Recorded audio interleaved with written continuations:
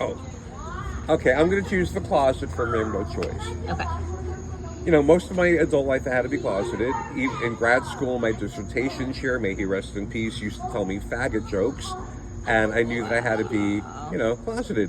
And finally, the year I graduated, I waited until my mom was doped up after having gallbladder surgery, and it happened to be like New York City Gay Pride weekend. Right. I wanted to go, so before I put on my pride costume, in case I got photographed, I wanted to be in disguise. Before I did that, I said, Mom, I really need to talk to you. And she's sitting at the kitchen table. Okay, what's the matter? Did she tell you she already knew? Well, I She's said, your mom. well, I just think you should know. As an adult now, I want us to be able to have an adult-to-adult relationship. And to do that, I have to be able to be who I am, and you have to be able to relate to me. And she said, what are you going to tell me? I said, well, I'm gay. And she said, well, why are you making a big deal about it now? You didn't make a big deal about it 5 years ago when you bought that futon. You told everybody that you bought a futon. And I'm like, Mom, what are you talking about? And she thought that futons are what gay people slept on.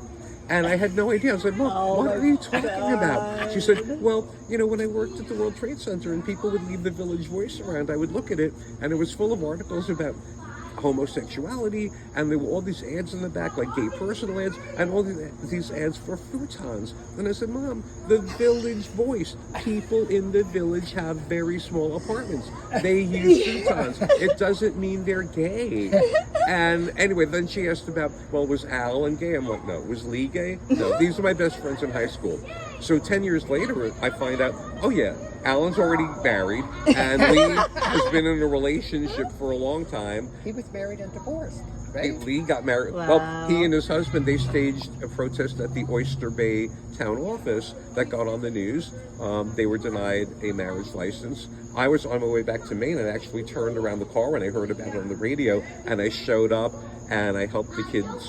Well, never mind. But yeah, oh yeah, we did this chant like, "Free Lee and Dan, free Lee and Dan," and everyone's chanting "Free Lee and Dan," and they're sitting there inside like the jail or something. Wow. And they're going to go, why are people shouting "Free Lee and Dan"? Free us from what? And it was just so funny. Anyway, yeah. That was my coming out story to my mom. And then I went to Gay Pride with a beautiful Farrah Fawcett blonde wig and a t-shirt that said, "No one knows I'm lesbian." I think, did I have a beard? I don't remember.